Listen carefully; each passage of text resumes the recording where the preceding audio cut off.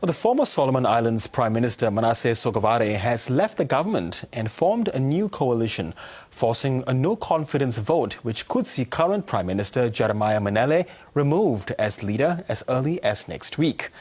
Our Foreign Affairs reporter Stephen Jedget says Australia would be unhappy with the possibility of Mr. Sogavare taking the top job. Yeah, I don't think it'll be received well if it does happen. It's worth pointing out, of course, Girish, that this isn't going to happen before the federal election, which, of course, is on Saturday. The vote of no confidence will only happen on Tuesday next week. So we're not going to get a new Prime Minister in the middle of the Australian election campaign. Now, if it is Mr. Sogavare returning, which is by no means certain, then I think Australia would be pretty unhappy with that. Obviously, Mr. Sogavare is famous for, getting involved in an awful lot of brawls with Australia, often publicly, over a number of different issues. It believes that Mr. Sogavare wasn't truthful or accurate in the way that he portrayed what happened immediately after the riots that happened in 2021, and the allegation that was made by Mr. Sogavare, furiously denied by Australia, that its forces didn't protect Chinese government assets on the ground. So there's a lot of bad blood there, and should Mr. Sogavare, a famously combative and changeable character, take the top job again, I think there would be a bit of dismay in Canberra. But we also need to keep this in perspective. There are an awful lot of other possibilities here. It's by no means certain Mr. Sogavare will get the job. He's seen in Solomon Islands politics as a bit of a divisive figure. That was one of the reasons why Jeremiah Manele, rather than Mr. Sogavare, took the top job after the last election. It's probably more likely that Gordon Darcy Lilo, or perhaps even someone else, takes the top job instead. That's assuming, of course, that Mr. Manele is in fact rolled by a successful motion of no confidence next week. The other thing to remember here is that even if Mr. Sogavare does take the top job once again, his coalition is going to include a whole lot of people in the opposition who have been quite hostile, or at least sceptical, towards the People's Republic of China, including Peter Kenaloria Jr., who's been notable as one of the main critics of China in Solomon Islands. So even if Mr. Sogavare does come back, by no means a certainty, he may well be balanced by other people in his coalition. But look, this is a long way in the future still, 5-6 days away, which in politics is an eternity. We'll simply have to wait and see what happens as both sides try to marshal their numbers. At the moment, it looks like the new coalition that's formed to try and topple Mr. Manele has at least 26 MPs, so that's just enough to topple him in a currently 49-seat Parliament. But anything can happen. Politics in Solomon Islands is very, very fluid, and you never know. Mr. Manele may find a way before next week to peel away some of those MPs and protect his hold on the top job. You'd have to say at the moment he's hanging by a thread, but you can never rule that out. Yeah, it'll be a fascinating week in Solomon Islands. But Stephen, more broadly on foreign policy, now Labour has been trying to put the focus on the coalition's record in the Pacific, arguing that they left a vacuum which has been filled by China. Has this been the case in your observation? Look, it's a complex and shifting picture. Labor, as you say, has been trying to paint this picture of the coalition's handling of the Pacific more broadly during the Morrison government in particular being a total disaster. They've got a few arguments. The two main ones are first on climate. They say that the coalition's stubbornness on climate really made life difficult for Mr. Morrison in the Pacific, and they say that Mr. Dutton's policies on climate right now would be poisonous in the region. The second one comes down to the China-Solomon Islands. There we are again, back at Solomon Islands. Security Pact, which the Foreign Minister said was the worst strategic blunder for Australia in the Pacific since World War II. They say, in the end, the coalition has to wear the blame for that because it happened at the very end of its watch. And they say, yes, there was this vacuum in the Pacific.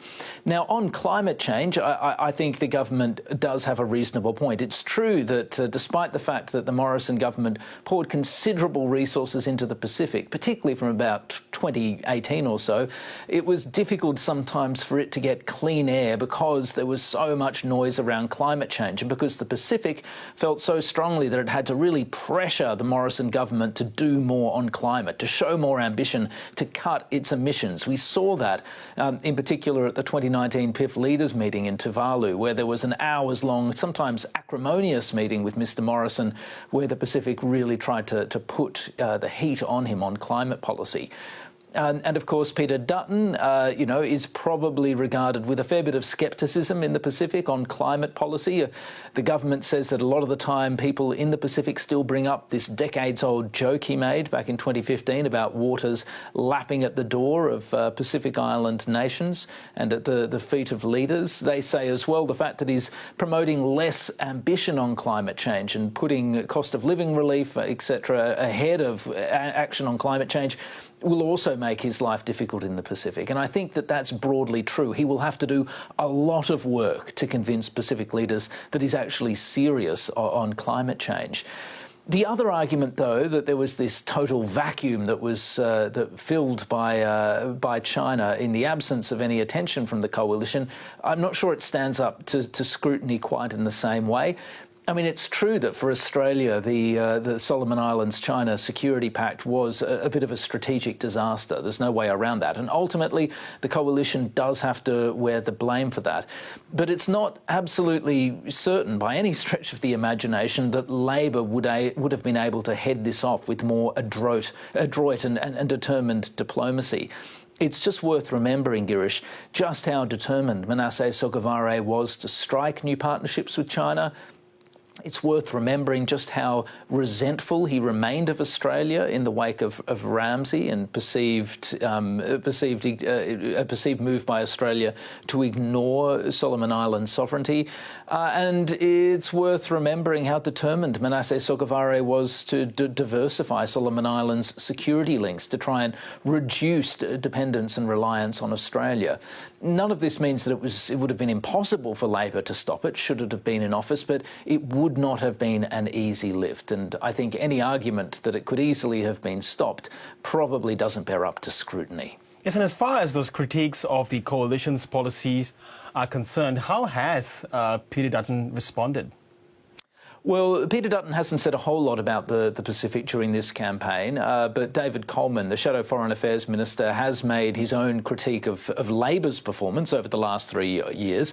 Now, he acknowledges that Labor's done has struck a large number of agreements over the last 3 years, and the list is a very long one. Think about the agreements that have been struck, landmark ones with Tuvalu and Nauru, the security agreement with PNG, the agreement with Solomon Islands to ramp up security support, the Pacific Policing Initiative. It's a long list, and a lot of independent observers say Labor does deserve credit for the energy and ambition it's shown here.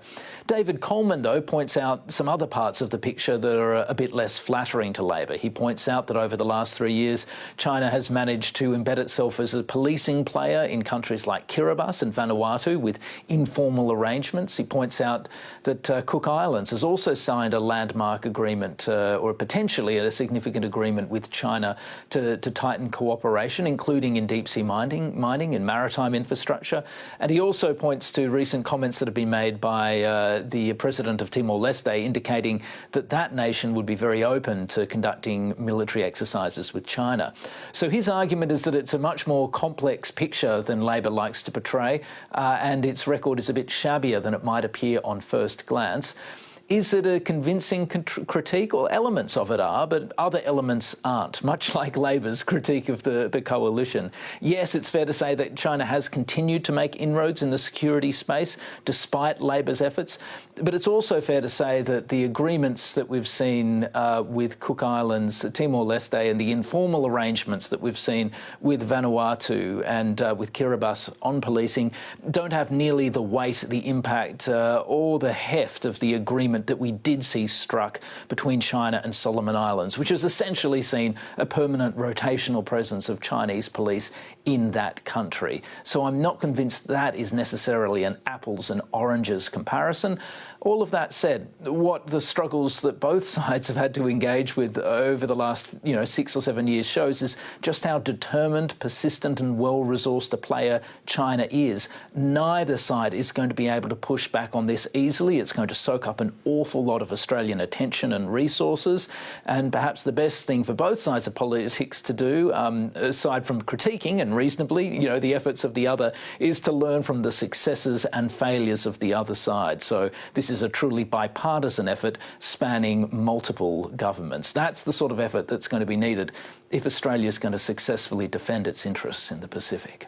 OK, always good to get your observations on the Pacific. Stephen Jedgetts in Canberra, thank you so much. Thanks, Girish. Appreciate it.